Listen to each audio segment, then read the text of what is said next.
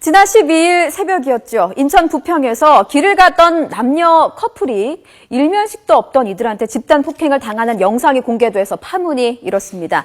폭행 가해자 4명 가운데 3명은 경찰 조사를 받았고 나머지 1명은 도주해서 체포영장이 발부된 상태입니다. 그런데 이 가해자 중에 1명인 17살 여고생의 SNS로 추정되는 글이 인터넷에 퍼져서 논란이 일고 있습니다. 해당 글을 좀 살펴보겠습니다. 자, 그래봤자 시간이 지나면 모두 경험일 거다. 너무 깊게 생각하지 않고 나 자신을 가장 사랑해야겠다. 나는 아직 너무 어리고 너무 사랑스러울 나이니까. 이런 글도 있었고요. 또 다른 글도 보시겠습니다. 영장 실질 심사를 받고 석방됐다. 반성 중이다. 공범들은 통과를 못하고 구치소로 넘어갔다. 나머지 공범들은 구치소로 넘어가면 접견을 가서 영치금이랑 무말랭이 많이 넣어주겠다. 이렇게 적었습니다. 그런데 이후에 또 올린 글을 보면요. 네, 고소미 준비 중이라는 글과 함께 고소장을 사진을 찍어서 올렸고요. 나도 진단서 뽑는다, 두고 보자라는 말을 합니다. 어떻게 보이십니까? 경찰 조사를 받고도 반성은커녕 이 장난식의 말투에 고소하겠다는 적반하장식 태도에 네티즌들도 분개하고 있습니다. 그런데 여고생의 신상 정보가 인터넷에서 말 그대로 신상 털기식이 돼서 경찰은 또 이 부분까지 수사에 나선 상황입니다. 자, 이번 사건 폭행의 이유도 이후의 행동들도 납득하기 힘든 점이 한두 가지가 아닙니다. 이 문제 지금 이야기 나눠보겠습니다. 예, 이거 어떻게 김 박사님 이걸 어떻게 봐야 됩니까? 이게 좀 아까 안보라 앵커가 전해준 그거 보면 뭐 반성까지는 바라진 않지만 본인도 고소하겠다?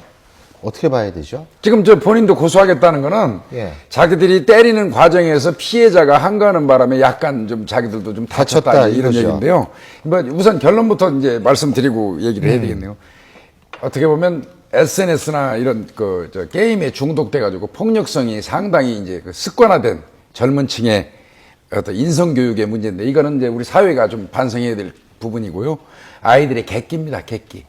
아무리 객기라도 택시 나가서 그냥 지나가는 사람 붙잡고 그렇게 팔 수가 있어요? 그러니까 이게 택시를 이 가해자들이 타고 가면서 연상 자기들보다 위에요. 그 맞은 사람들이 둘이서 아마 그 서 있으면서 약간 뭐 다툼이 있었던 모양이에요.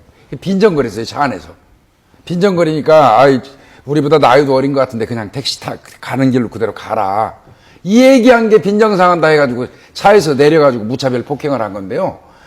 문제는 지금 보니까 여고생이에요, 여고생. 글쎄요. 예, 여고생이기 때문에 이제 뭐 우리 입장에서는 그렇게 얘기할 수밖에 없는 거네요. 인성교육 얘기밖에. 맞습니다. 이 사건이 3가지 문제점이 있습니다. 첫 번째로는 아무 이유 없이 이유가 조금 있긴 하지만 내려서 무차별로 폭행을 합니다.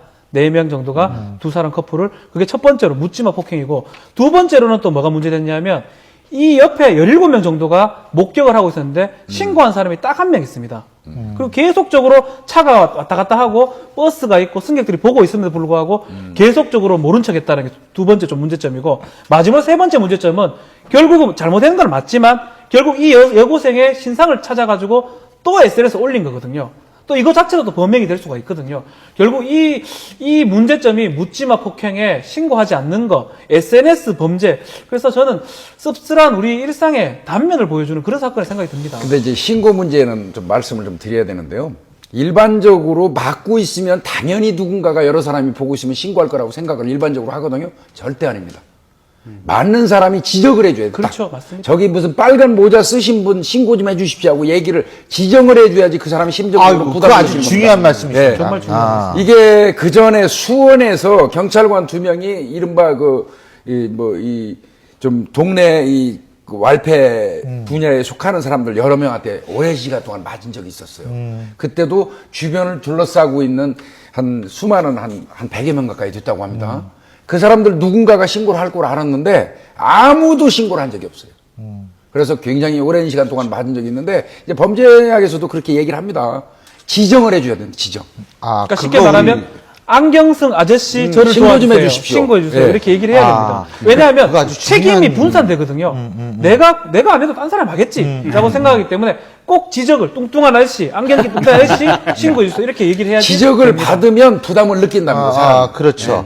아니, 이거 아주 중요한 말씀이십니다. 우리가 단순한 시사 토크 프로그램이 아니라, 이제는 이제 우리의 방어를 위한 하나의 교육적 성격을 가진 프로그램이 지금 탈바꿈이 되고 있어요. 아주 중요한 말씀 하셨는데, 자, 근데 말이에요. 지금 이제 SNS 이렇게 올리니까 막 공분을 느낀 네티즌들이 신상털기를 했어요. 불법은 불법이죠. 경찰 수사 들어간다고 그러더라고요. 예, 불법은 불법입니다. 불법은 불법인데, 근데 이게 저는 지금 우리나라 형량 양형 체계가 이거 틀림없이 구속 안 되거든요. 아니, 이 가해자들이 구속이 안 돼요? 구속이 안 됩니다, 대체로. 그리고 어쩌면 벌금 처리될 수도 있고. 구속이 일단 시켰잖아요. 시켰어요. 예. 근데 금방 풀려납니다. 둘은. 이게. 물론 그렇죠. 예. 그러니까 우리나라가 저 옛날에 90년대 검사할 때까지만 해도 전치 4주, 5주 넘어가면 구속이 무작정 됐었는데 구속이죠. 요새는 거의 구속이 잘 안 됩니다. 그러니까 양형의 폭력에 관한 우리 사회의 양형이 대체로 좀 낮게 좀 결정이 돼 있어요. 예. 이제 그런 문제가 하나 있고, 이 지금 페이스북에 이제 글을 올린 것은 사실은 이제 우리가 공적 분노를 느끼다 보니까 이제 글을 올리기는 하는 건데, 자기도 이게 범죄가 된다라고 생각을 못하고 그냥 올리는 거죠. 그렇죠. 일종의 사회 그러니까 자기의 감정을 표출한 거죠. 예, 이걸 고발성 이런 근데 어떤 신상 털기는 좀 그 뭐 단순한 감정 표출이라고 하긴 좀 힘들겠어요. 이게 신상털기가 우리가 소위 말하면 뭐냐면 나의 어떤 그 개인 정보라는 거 이런 것들을 SNS라든지 온라인에 퍼뜨리는 겁니다. 그냥 퍼뜨린 게 아니고 설명을 하는 거죠. 어떤 이런 일들을 하더라. 그래서 이제 우리 정보통신망법이라고 있습니다. 거기는 비방할 목적으로 진실한 사실을 얘기하더라도 처벌받도록 되어 있습니다. 허위의 사실이면 더 강하게 처벌받고요. 지금 이 여고생에 대해서 어떤 그 내용들을 다 퍼날라가지고 지금 하고 있는데, 말씀하신 것처럼 공부를 느끼기 때문에 충분히 할 수 있다고 생각을 하지만 그걸 퍼나를 때마다 범죄가 다 성립하는 겁니다. 그래서 제3의 지금 범죄가 돼버리는 결과가 되거든요. 그래서 분명히 여고생 잘못한 거 맞습니다. 잘못한 거 맞지만 또다시 이렇게 퍼나르는 것도 범죄가 된다는 걸 명심을 해야 됩니다. 이제 이게 문제가 되는 거는 그겁니다. 사실은 경찰의 미온적인 대체 때문에 이게 이제 문제가 된 거예요. 사실은 경찰에서 사건이 발생을 했는데 즉시 사건 수사에 착수하지 아니하고 네티즌들이 도와주고 영상 뜬 거 하고 이렇게 하는데도 좀 사실 담당 경찰관이 말 잘못한 거에다가 비난을 받고 있는 중에 그나마 이제 그 피의자를 네티즌들이 도와줘갖고 이게 뜨니까 경찰이 뒤늦게 그 부분은 능동적으로 잽싸게 수사에 착수하니까 아, 이거는 뭐냐. 본범 잡을 때는 미지근하게 있다가, 이제 그 피의자 신상이 올라오니까 그거는 또 빨리 한다고 달려붙는다. 이제 이런 그 비난이거든요. 근데 제가 판단할 때 경찰에서도 하기는 해야죠. 그렇지만, 좀 이 사건이 종결된 다음에 좀 슬기롭게 하는 게 좋았겠지 않나 이런 생각이 듭니다. 이런 건 경찰이 그러니까 원래 있었던 사람에 대해서 하지 말아라고 경고 정도 한다든지 그렇죠. 아니면 저쪽에서 고소가 들어온다든지 이런 경우에 수사 착수하는 게 맞지. 그렇죠. 이게 무슨 선거법 위반 사건도 아니고 경찰이 공적으로 꼭 딱히 그냥 직접적으로 개입해야 될 부분은 아니거든요, 보면. 근데요, 네. 경찰이 인터뷰 논란 아까 잠깐 말씀하셨죠. 네. 말실수 있잖아요. 그 말실수 어떤 거죠? 말실수가 가장 큽니다. 뭐냐면 야들이 했는 게 그래 크지 않다라는 뉘앙스를 보였습니다. 돈을 뺏은 것도 아니고 뭐 강도한 것도 아니고 단순한 약한 폭행이다. 사람 죽인 것도 아니고 술 먹고 좀 할 수 있는 거 아니냐. 갈비뼈 부러지고 이게 코뼈 사실은 부러져가지고 말이- 5주 3주 만에 이게 사실은 아이고. 폭력에 대해서 경찰이 이렇게 바라보면 안 되거든요. 저는 제가 봤을 때는 집단 폭행이고 지금 3주 5주입니다. 예. 그러니까 여자는 하열, 뇌출혈이고 남자는 이빨 부러지고 뭐 갈비뼈 갈비도 나오고. 부러졌거든요. 이런 상황이면 상당히 중한 폭행으로 봐야 되는데 경찰에서 어떻게 대처했냐면 애들을 그냥 나쁜 애들을 술 먹고 한 거 나쁜 애들 아닌 것 같다.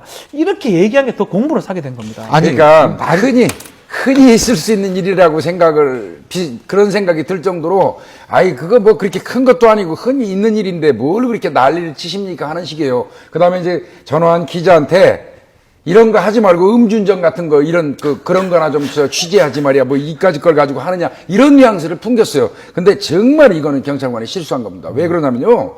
경찰이 국민들로부터 신뢰를 받는 거는요. 뭐 요번에 난 김일곤이 사건 같은 걸 검거해가지고 그걸 탁탁 잡아서 이게 국민들이 경찰 칭찬하는 게 아니에요. 자기들 주변에, 파출소 주변에 자꾸 소소한 일들을 경찰이 능동적으로 나타나고 적극적으로 도와줄 때 경찰이 빛이 나고 국민들한테 신뢰를 받는 겁니다. 이 경찰은 제가 볼 때는 이거 전체 경찰 이거 매도하면 안 됩니다. 지금 방범 비상 걸려갖고 집에도 못 가고 엄청 고생해요. 지금 경찰관들. 요 인터뷰한 요 경찰이 제가 볼 때는 약간의 좀 그 문제가 있어요. 예. 아니, 그리고 이게 사람들이 그 영상이 얼마나 충격적입니까? 그렇죠. 그걸 눈으로 봤는데, 에이, 뭐, 그거 뭐, 사람 죽인 것다, 물건 뺏은 것다, 이런 식으로 나오면 안 되죠, 진짜. 예, 맞습니다. 예. 근데 형량은 어느 정도 나옵니까? 조금 살다 나옵니다. 이게 합의가 되면 네. 뭐 우리 김경희 합의는 안 해줄 것 같은데요, 제가 볼 때.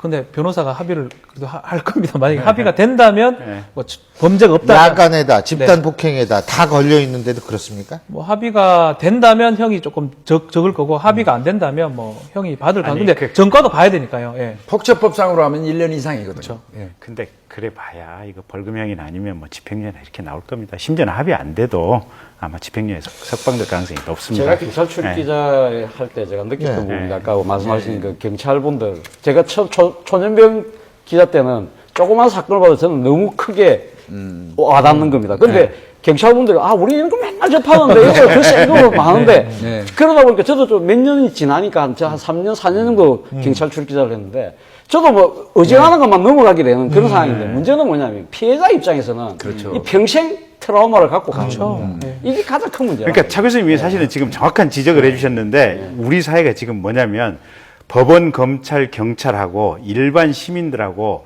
이런 정도의 사건에 대해서 어느 정도 형벌을 주는 것이 적정한가 이 형량 기준에 대해서 이 의식의 격차가 상당히 있었어요. 그래서 살인사건이나 강도사건 요새 대체로 보면 왜 이리 형량이 낮아? 그렇죠. 네, 최근에 근데 그게 과거에는 이런 사건들이 이렇게 적나라한 영상으로 찍혀서 보도되는 경우가 드물었거든요. 근데 최근에는 CCTV라든지 블랙박스라든지 이것 때문에 찍혀가지고 보도가 되면서 국민들이 이런 쇼킹한 사건을 이것밖에 안 한단 말이야. 그렇죠. 근데 방금 차 교수님 말씀대로 판사, 검사, 경찰들은 매번 이걸 보니까 아니 뭐 그걸 가지고 그래서 장기적으로 이 의식의 격차를 줄여야만 사법 신뢰가 좀 올라갈 겁니다. 우리 김 변호사님이 아주 중요한 말씀 하셨어요. 그게 우리가 지금 명절 앞둔 날 아닙니까? 근데 이 뭐 고부 간의 갈등, 뭐 여성들 또 남자도 요새 장서 갈등이 있지 않습니까? 이런 것들. 이게 전부 역지사지가 안 돼서 그렇거든요. 그러니까 우리나라 법과 국민들에 있어서의 괴리도 역지사지라면 될 수 있는 거. 지금 여기에서 가장 중요한 포인트는 역지사지입니다. 상식에 맞는 판결 기대해 보겠습니다.